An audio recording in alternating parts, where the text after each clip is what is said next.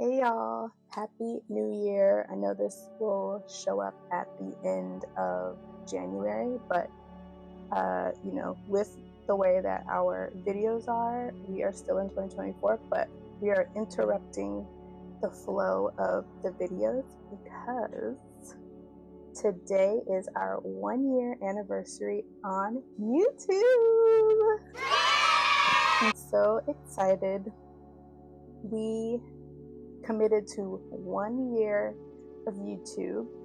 That means we posted a video every week from January 31st all the way till the end of December. And yeah, we committed to that, and I'm just so super duper excited. So if you are new here, hi, hello, my name is Victoria. I'm the owner and lead photographer of Tori Photography, where we talk about all things wedding, events, and a little bit of lifestyle, hanging out with my family and doing day-to-day activities with them. But I'm just super excited that we are here, we survived, and I just want to talk about a little bit of how our year went. So we're going to kick it off first with, I guess, lessons learned. No, you know what? We're going to start off with the positives. So the things that really truly happened, which were so exciting.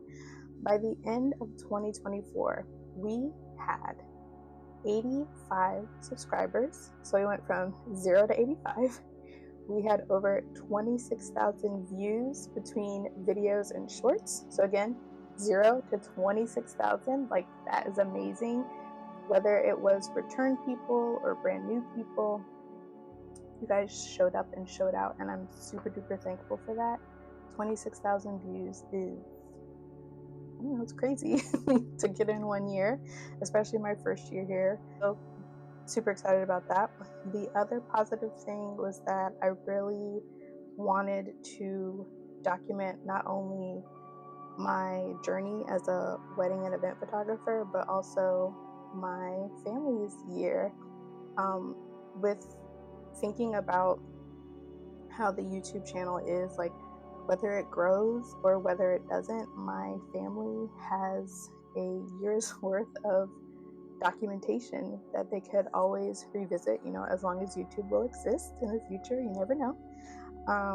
But they have a year's worth of documenting that they can always look back at. So I'm excited about that. In addition to documenting my family, also documenting my wedding and event journey. I'm typically behind the camera, and I think a lot of the videos I was still behind the camera, but a few of them I was in front of the camera. So that was kind of exciting to really just showcase the personality that I have when it comes to weddings and events, and as well as the personality when I'm around my family. So I thought that was really cool to see. And then just documenting my wedding journey. It was like, not my wedding journey, but my business journey, right, as a wedding and event photographer. So that was super exciting. Another thing that I really, really liked was I was really stretching my cinematic skills. Now, I'm just going to call it out there. We are still not going to offer videography services from me. That is something that I will continue to outsource when it comes to weddings and events. But at least I'm able to stretch those cinematic skills when it comes to my professional and my personal vlog. So I don't know, it was really cool to see. It was really cool to experience. So now it's kind of like, okay, I understand what videographers go through. It's not just like pushing the button and recording like a lot of people think for photographers, right? It's just pushing a button and taking a picture. But it's also like thinking about the angles, like how many angles do you want in your shot? What are the angles that you want in your shot? How are you going to creatively edit edit your video to make it look like it's like a smooth transition, or it's like it's a consistent feel across the video. So it was a lot of things that I learned while recording myself as well. And then I mentioned it a little bit before, the consistency. So being able to schedule out all of these videos have really helped me, especially when it's like when I do have those times where I need to edit for weddings or events, I don't have to think about creating a video and editing it and uploading it because they're already there. Now, the downside of that is that I recorded so much and I've been posting every week that now I have now bled into 2025 with my 2024 videos. And so, like, as of today, well, not today as in like the day I'm recording this, but today as the day that I'm actually posting this out, we still have 2024 videos all the way out through March. So yeah. So yay for the consistency and yay for being able to have these recorded out, so then that way I can take those breaks. Like, I think for the month of January I've done like little clips here and there for some shorts, but other than that I haven't really recorded as much except for this one. So I do love that. I do appreciate that I haven't had to really pick up my camera to create content because I have it already like scheduled out. I would say the other thing that I have really enjoyed being a vlogger now is that, you know, I do have two generations in my household that are on YouTube and see what's happening on YouTube and are able to actually provide me feedback on my shorts and my long form videos. So I think a few of them that they provided where I did it a couple times, and I did it a couple times where like I would take a viral song but it would like have nothing to do with the content. So that was one thing that they were like, don't do that. Like, make sure your content aligns with the music. And I'm like, okay, that makes sense. Or I think one thing that Oakley told me was she's really big on editing through, oh dang, what is it called? She has tried to put me onto CapCut. And so just like listening to her and then like actually seeing how she's doing it through CapCut, I've learned a lot from her with doing that. So that was really exciting. So those are all of the things that I have, I guess, the wins, right? So we have the wins of like, you know, from starting with nothing and then growing to the 85 subscribers and the 26,000 views, and really learning how to figure out and work YouTube because it is very different from Instagram and Facebook. All right, let's go into lessons learned and or observations of within this 1 year, right? So I know that a lot of people do talk about how short form content really like gets you those views and gets you out there. So I definitely noticed that I think on average when I did videos that had to deal with buying something or makeup, those went up in views, right? It was like between 500 and about 1500 views that I would get with those videos or with those shorts. But I did notice that things where I'm like going to an event or it is truly wedding and event content doesn't really do well with short form. So I think that's some of the things that I'm trying to decide, like, how do I balance this momentum, right? Because it's like I don't want this vlog to be all about lifestyle. At the end of the day, I'm a wedding and event photographer, and I'm on YouTube to showcase my work and hopefully get clientele from YouTube as well. So that's the shorts behavior. As far as long form behavior, it's kind of similar. I did notice that when it has to do with me doing a shopping haul with my daughter, or just a shopping haul by myself, or if I'm traveling, and specifically in New York City, I don't know what that's all about, but specifically for New York City, I do tend to get larger views on that. And so I'm really trying to figure out if it has to do with like it's the content, how my thumbnail is structured, or how I like the wording on my thumbnail. It could be a combination of all three, but I do notice that when I do have those type of long form content, those do seem to get more views than the other things. And again, this is a professional vlog with a little bit of lifestyle, not lifestyle with a little bit of profession. So I think I'm going to kind of look through that and see how I can change that up for 2025. The one thing that I do like and appreciate is that part of my marketing strategy is to use Google Ads. And with the behind the scenes videos that I have, or the venue tours that I have, or some of the videos that I have where I'm like walking through wedding photographs, those are the ones that I can actually use in my Google Ads.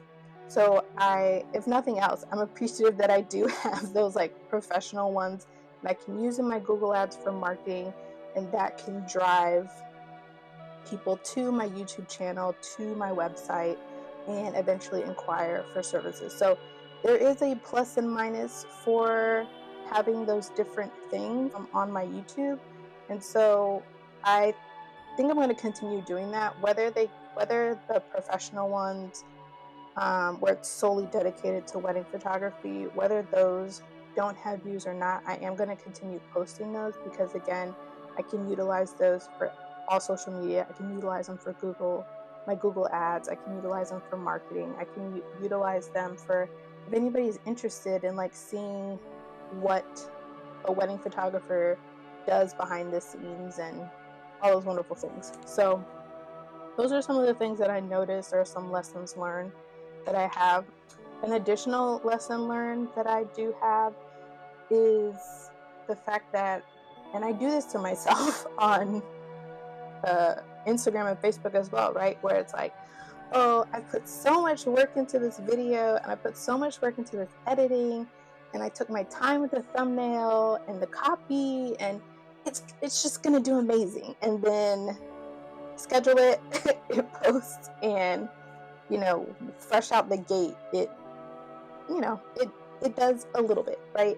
So it's like, I think I need to, and this is across the board, right? Not just YouTube, like I said, social media and everything. I really just need to like be excited for my work in general, but not link that post or that short or that long form video to like success, right? So it's like, at the end of the day, it's going to do what it does out on this internet world. So I think I just need to shift my focus into like, yeah, like you did that, like that was really good, now let's go to the next thing, and stop worrying about if people are going to like it or not at the end of the day.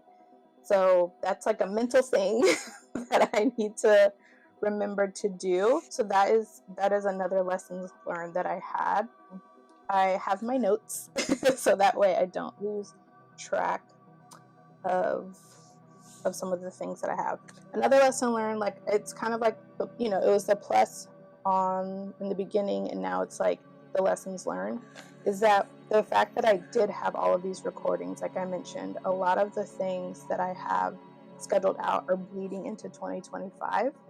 And so that's something that I'm trying to consider going into 2025. Should I like ramp up the releases so then that way I can be more caught up in reality, or should I just keep it just like keep it up until the March time frame, whatever? But then it's like, at that point, I think right now the March timeline is November, April timeline will be December. Like, do you guys really want to see holiday stuff in April? I don't know. But again, it does give me time to not necessarily focus on recording, right? It gives me time to enjoy life off camera, to focus on my clients and focus on editing and focus on my marketing and admin and all that other stuff, and just really not worry about scheduling. So that is something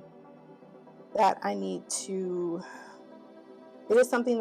think through and see if I really want to speed it up for the sake of speeding it up, or just letting it go. So you'll find out as these videos come out if I sped it up or I just like let them play out. So those are some of the lessons learned that I had.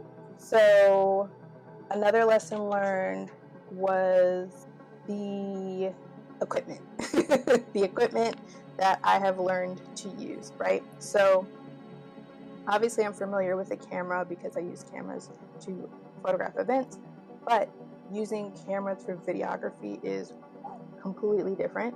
So I started the journey for the YouTube channel on my iPhone. So using the front facing camera and the rear facing camera to edit those videos, and then morphed into, like, I just didn't want to keep up with the phone, and I didn't want to buy another phone to do this. And so I morphed into the Fujifilm XS20, which is what I'm recording this video on today. And then recently, I think, when did we purchase it? I think in October, we purchased this cutie patootie, this DJI Osmo Pocket 3. And so balancing these things has been really helpful. Like, the positive of the Fujifilm is that I'm still getting really good quality videos. I've actually gotten really good quality photographs from it. I have done a few still shots with this Fujifilm camera, and I really do enjoy it. I am using the lens that came with it. I don't know if I want to honestly purchase any additional lenses. Reason being is, like, I think if I really want to have that good depth of field, I might end up just using my Sony a7R III that I use for photography, because I do have those multiple zoom lenses and wide lenses that can provide that depth of field. And so I might do that. We'll see how this journey goes. The thing with this is that I really like that it is super convenient and easy. I feel like with the Fujifilm, I could possibly send these videos to my computer, but I really haven't figured that out yet. But the great thing about this one is that I can do shorts. I can record shorts. I'm able to record vlogs on this as well. And then I think what I really like about it is that I've been using it for a lot for shorts, at least for like this time period, because I can record it, I can send it to my phone, and then I can edit it on my phone and then push it to YouTube or other parts of social media. Whereas, like, with here, I'd have to like change the angle and record it, and then put the SD card to my computer and download it. Like, it's a lot of extra steps just to get that short form content. But so for the long form content, I think I do balance it, right? Because it's like, at the end of the day, like, it's easier to just whip this out, record what I need to do, and keep it pushing, versus like having this camera and the tripod and the light. Like, it's very distracting. But it's like you can really just do like in and out, like boop, boop, with this DJI. So I think I'm going to do both. I'm still going to do both, right? So I think the Fujifilm is also really good for when I want to do that behind the scenes, especially for events, right? Because like I'll have it behind me or from the side, and then I'll be doing whatever I need to do, and then nobody really like thinks nothing of it, because it's like, oh, it's just like recording, it's fine. Whereas, like, I feel like with this, I think it's also easier to maybe, you know what, I think this is like a talking point, right? So it's like, for this, if I have it set up somewhere, like, somebody might stop and like look at it and they'd be like, oh, what's this, blah blah blah. Whereas, like, with me setting up my camera, like, I can just go, because people are like, oh, they're recording, it's fine. So yeah, so like I said, I'm still going to be using both intermittently. And then, all right, now let's move into those goals for 2025. Just make sure I did all of my talking points. Okay, cool. So, goals for 2025. I do want to focus, so on this video, I do want to focus just my YouTube goals. So I do have my business goals and my personal goals, but I really want to keep those to myself, so then that way it will happen. I cannot remember which book I read. I'll probably post it like right here. But there was a book that I read a few years ago where... All right, so here is the skinny, because now I know what I'm trying to say. So, this book basically talks about how you shouldn't talk about your goals out loud or to anyone else because you still get that dopamine hit when you are talking about it, and you're less likely to actually achieve said goal. And so, I want to keep my personal goals and my business goals to myself written down, so then that way when I actually do achieve them, I can celebrate it, I can have the dopamine hit, all those good things. It is a psychological thing, but at the end of the day, that is the reason why I'm keeping my personal and my business goals to myself, whereas I am going to share my YouTube goals here. Say, I'm going to do this, and this. I feel good about it, but then do I actually do it? Sometimes I do, sometimes I don't. So anyways, that's what, as far as like personal goals and things like that, personal and business goals, I want to keep it to myself. I might post it on another social media platform somewhere. I think last year for 2024, I did post results of each quarter, and so each of those results were tied to goals that I had for 2024. So I did post those up on Threads. Maybe I'll post like a screenshot of all of the results that I did. But if you do follow me on Threads, I do have basically I kept reposting it every quarter of all the things that I did and like the lessons learned that I had over the year. And so, yeah, I'd rather do post the results versus post the goals, because again, I don't want to get into that feel of like, oh, I did it when I really actually didn't do it. It's a really good book. You should read it. So one of my goals for 2024 was that I would get another published wedding, and we did it. I've known since October that we were going to be published in a local highly sought after magazine. It's called Washingtonian, and they do put wedding information or the ultimate wedding guide in January's edition as well as August's edition. So I'm very excited to say that the October wedding, which I think the behind the scenes had actually released last week or a few days ago. I can't remember when I actually scheduled it, but that wedding is actually in January's issue of Washingtonian. And so I'm so excited that we hit that goal. We had an amazing wedding. And then of course the planner and designer, same team, absolutely amazing, and made it happen for us to get into Washingtonian. And I'm forever thankful, and I'm just so excited that, that was a goal of ours and we did it. We hit that goal. So that's one of the only things that I'll like highlight on here on this video today. But so some of the YouTube goals that I am considering / thinking. So for 2025, I would absolutely love to have 1,000 subbies on YouTube. I think that would be really cool. I think maybe it's achievable. I don't know. This second year, we'll really see how it goes. And yeah, I would absolutely love to have at least 1,000 subbies to join our community, whether it's people who are engaged, are about to be engaged, are planning a wedding, have already had a wedding, have families, are balancing business with their life.